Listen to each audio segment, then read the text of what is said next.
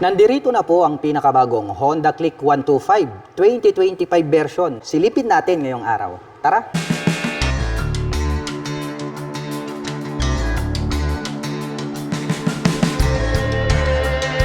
All new Honda Click 125 2025 version. Ito pong kanilang special edition, kapansin-pansin na hindi na po decals yung kanyang gamit ngayon.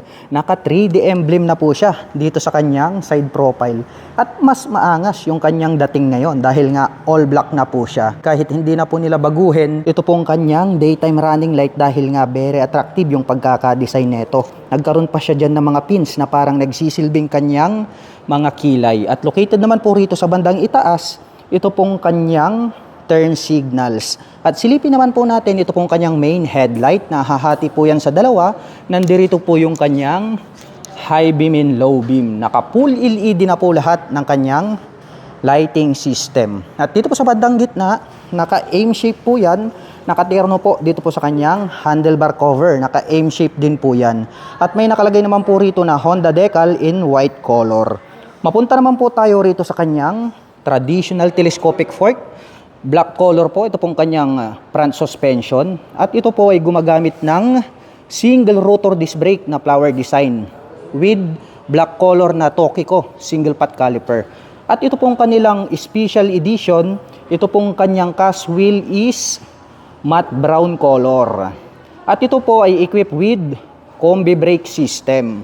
So ito pong Honda Click natin, para po sa mga hindi pa nakakaalam, is naka-combination brake system po ito.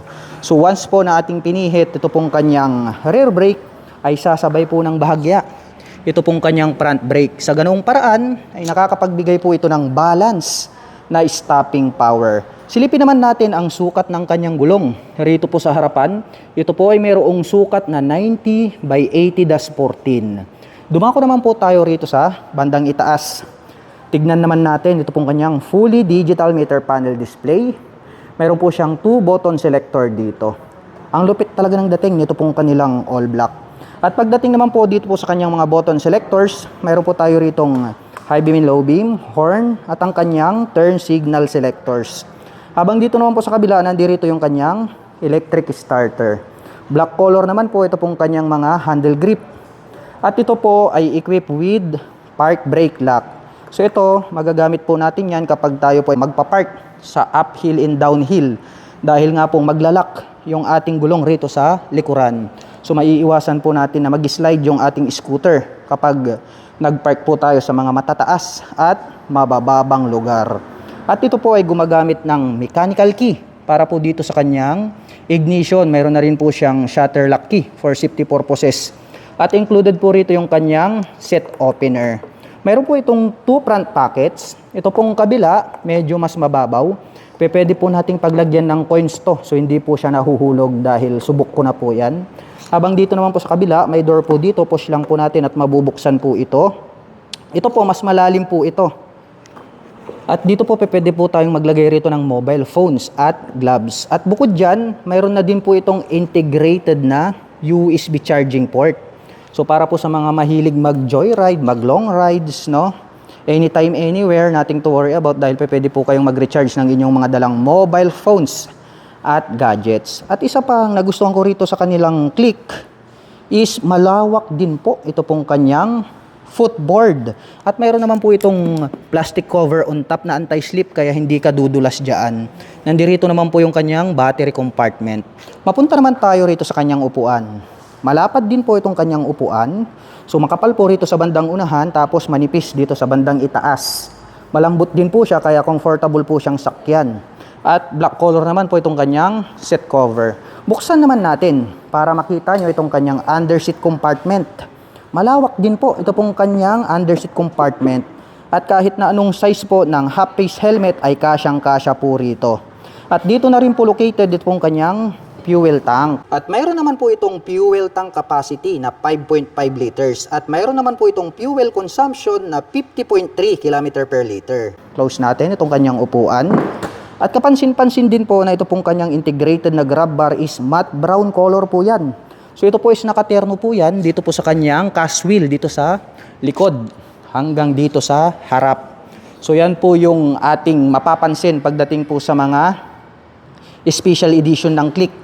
Dahil nga po yung mga standard version ay black color po yan. Yung kanyang cast wheel at yung kanyang integrated na grab bar. At ang atin pong Honda Click 125 ay mayroon po itong 769mm na seat height. Ngayon naman po ay susubukan nating sakyan para maipakita ko sa inyo kung gaano nga ba ito kataas. Para po sa mga magtatanong, ang aking height is 5'6". Kitang-kita nyo naman, lapat na lapat yung ating paa. Ganito naman po yung kanyang dating sa side profile. Kitang-kita nyo naman, lapat na lapat yung aking paa. At talagang very flexible para sa mga tulad ko na 5'6" in height. At sa tansya ko naman, ay kayang-kaya po itong i-maneuver na mga 5 flat and above. At ang bago ngayon, dito po sa kanilang Honda Click 2025 version, ito pong kanyang side profile, before sa kanyang previous version, makikita natin na decal yung kanilang nilagay. Pero ngayon, talagang special na yung kanyang dating dahil pinalitan po nila ito ng 3D emblem na Click na chrome color, kaya more attractive sa ating mga paningin.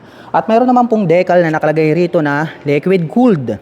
So sa lahat po ng mga 125cc na scooter bukod tangi, ang Click 125 lang po ang naka-liquid cooling system. Kaya maaasahan po natin ito pagdating po sa mga long rides driving situation. At ito po pala ay equipped with side stand engine cut-off switch.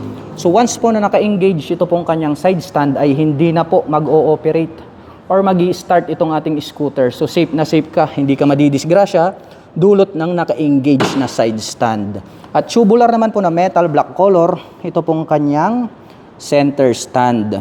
At ito pong kanyang CVT cover, ayan, napaka-forma ng kanyang dating. May naka-emboss na lines dito at may naka-intact po rito na Honda.